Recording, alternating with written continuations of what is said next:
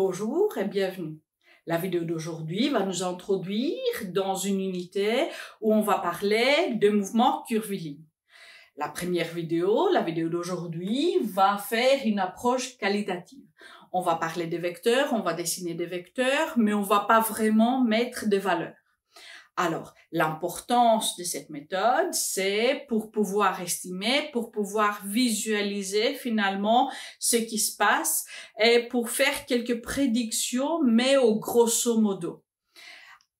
Dans les autres vidéos, on va passer sur des mouvements qui vont être bien spécifiques, des mouvements curvilignes spécifiques, comme par exemple les tirs balistiques, comme les mouvements circulaires uniformes. Et là, on va l'approcher, voilà, quantitativement. Alors là, on va voir des équations qui vont être plus exactes, qui vont nous donner des valeurs exactes.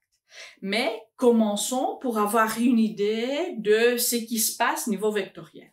Alors, d'abord, qu'est-ce que c'est mouvement curviligne? C'est la première fois qu'on va laisser notre droite sur laquelle notre mobile avançait. Maintenant, on va permettre à notre mobile de faire un mouvement dans les 2 voire 3 dimensions et avec une vitesse, une accélération qui ne vont pas être uniformes sous l'effet d'une force non uniforme. Alors, regardons comment nos définitions se modifient, s'ils se modifient, et comment est-ce qu'on travaille avec un tel mouvement. On va prendre un exemple d'un mouvement curviligne, disons ça. Alors, ça c'est quoi? D'abord, qu'est-ce que j'ai dessiné? J'ai dessiné une trajectoire. Une trajectoire, c'est la série des points suivis par un mobile lors de son mouvement. Alors, notre mobile a commencé d'ici, a monté, a descendu sur les 2 dimensions et s'est arrêté à cet endroit-là. Alors, avec la trajectoire, on a besoin d'un observateur haut. On le met dans un endroit spécifique. Regardons maintenant les différentes grandeurs qu'on avait définies pour le mouvement rectiligne. Là, on avait défini les vecteurs position. On va faire la même chose et on peut le nommer X avec une flèche ou R avec une flèche. Les deux vont être utilisés. Alors, avec la position, comme il s'agit d'un mouvement et cette position change, on va voir le déplacement qu'on peut mettre delta X ou delta R. Un mouvement, un déplacement se passe dans le temps. On aura un t et un delta t comme on avait avant pour le mouvement rectiligne. Ce delta t n'est pas un vecteur en physique classique, alors ça fait finalement nos calculs très faciles, ou plus faciles, et ça nous permet de voir la correspondance finalement de vecteurs. Vous verrez de quoi je parle. Alors, on aura bien évidemment une vitesse. On aura aussi un changement de vitesse. Avec le changement de vitesse, pourquoi est-ce qu'on a un changement de vitesse? Parce qu'on a une accélération. Et pourquoi est-ce qu'on a une accélération? Parce qu'il y a une force résultante non nulle qui agit sur notre mobile. Alors, on va parcourir tout ça et on va voir comment on les dessine à partir de la trajectoire. Alors, commençons en vert pour le vecteur position. Alors, disons que le mobile a commencé ici. On peut dire que le vecteur de position initiale, alors, ici, X initial, c'est ici. Tandis que le vecteur de position finale, on va prendre la position finale, c'est ici. Alors, c'est le X final. Maintenant, quand vous allez faire sur papier, je vais exiger de vous de le faire avec une latte, mais comme ici au tableau, je n'ai pas une latte assez grande pour me permettre de faire le tout, j'ai fait à la main et parfois ça n'est pas trop droit. Mais voilà, ceci est une droite, ou un segment de droite plutôt. Alors, On a différentes positions et vous voyez que ici on pouvait dessiner aussi les différentes positions par lesquelles va passer notre mobile. Alors disons ça c'est position 1, position 2 dans toute la trajectoire. Alors ça va être x1, ça va être x2, le vecteur de position que vous pouvez bien évidemment mettre r aussi. Alors, vous voyez que le vecteur position va changer, c'est qui va donner finalement un mouvement. Sinon, on n'a pas de mouvement. Alors, si le vecteur change et on a un déplacement, on doit voir ces vecteurs qui est le vecteur déplacement. Alors, pour tous les déplacements, ça va être x final moins x initial. Alors, le vecteur déplacement va être d'une position, la position initiale, à la position finale. Notre mobile a fait c'est delta x et on peut le mettre delta x total. Un déplacement total. Alors, xi plus delta x, ça va donner le x final. Vous pouvez le calculer différemment. Vous pouvez dire que delta x c'est x final moins x initial. Comment est-ce qu'on fait une telle soustraction de vecteurs? Vous prenez le vecteur, vous faites le vecteur initial, parce que delta x total, ça va être x final moins x initial. Ça veut dire que finalement, ici, c'est une addition du contraire du xx. Alors, vous prenez l'opposé vers le bas. Et puis, vous faites une translation. Alors, ici, vous aurez, je fais en pointillé, vous aurez le moins xi, le vecteur qui est l'opposé. Et je vais mettre une prime aussi pour montrer que c'est quand même, on a fait la translation, on a déplacé jusqu'ici. Et le delta x alors, ça va être de 0 jusqu'à là, qu'une fois on fait la translation vers le haut, c'est exactement parallèle avec ça. Alors ça c'est le delta x total prime le delta x qui a subi une translation. Peu importe la méthode que vous utilisez, ben, les deux sont bonnes pour trouver ces delta x. Maintenant, pour entre x1 et x2, les vecteurs, voilà, x1 plus delta x, ça va faire x2. Alors, ça, c'est delta x de 1 jusqu'à 2.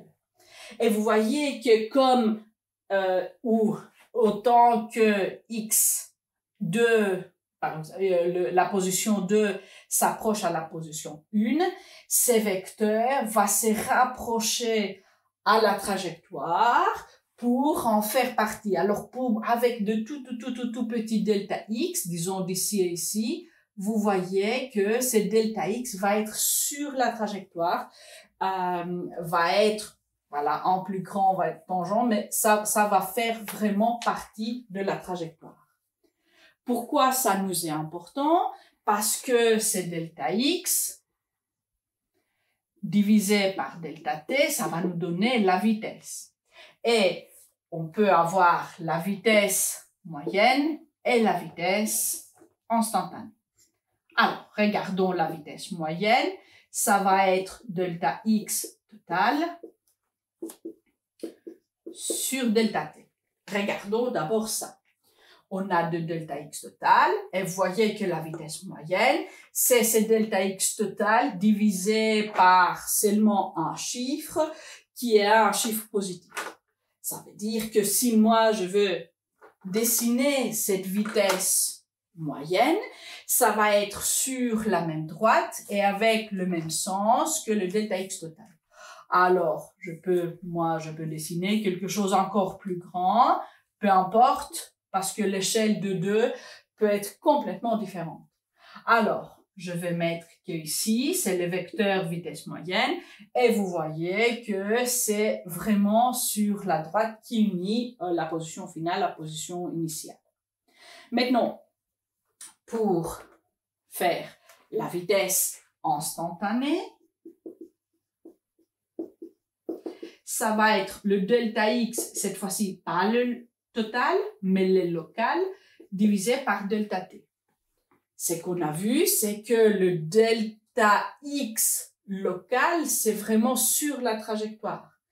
Et alors, comme le delta, le delta x, c'est divisé par delta t, qui est seulement un chiffre qui est positif, alors la vitesse instantanée à cet endroit-là va être tangente à la trajectoire, va vraiment suivre cette tendance de delta x local d'être sur la trajectoire.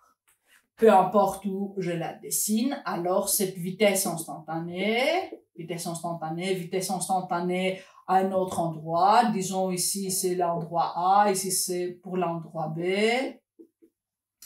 On peut dessiner ici pour l'endroit C,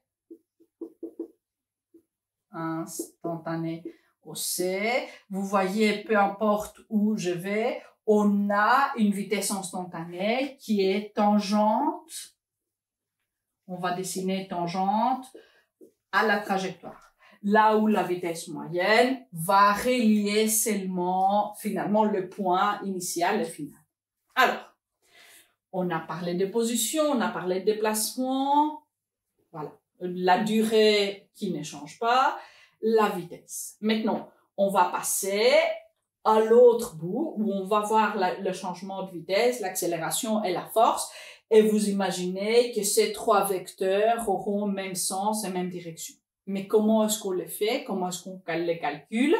On va voir avec exactement le même exemple, mais vous me permettrez de effacer le tableau pour refaire la trajectoire. Sinon, ça va être très difficile avec tous les vecteurs dessinés sur le tableau. Alors, regardons. On a exactement la même trajectoire et on veut trouver l'accélération. L'accélération qui est définie comme delta V sur delta T. Comme va l'accélération, ira aussi la force, même sens, même direction, différentes échelles, parce que la force n'est que la masse multipliée, la force est l'accélération multipliée par la masse, qui est seulement un chiffre qui est toujours positif, alors on aura même sens, même direction. Alors, regardons maintenant pour le delta V. Faisons, comme avant, l'initial et le final pour faire l'accélération moyenne du mouvement. On va dessiner, ici c'est le V initial, et à la fin ici, V final. Alors, comment est-ce qu'on va faire pour trouver l'accélération moyenne? Alors, delta V, ça veut dire V final moins V initial. Comment est-ce qu'on fait ça? Comme avant, on prend l'opposé de V initial et on le met au bout de V final. Si on relie le début du V final avec la fin du moins V initial, on va trouver le delta V. Même sens, même direction, on aura l'accélération, on aura la force. Alors, faisons ceci. Alors, on va prendre ici, je vais prendre la latte pour mieux mesurer, mais pour faire la translation, je vais la faire au peu près. Alors, disons que la vitesse initiale était ici.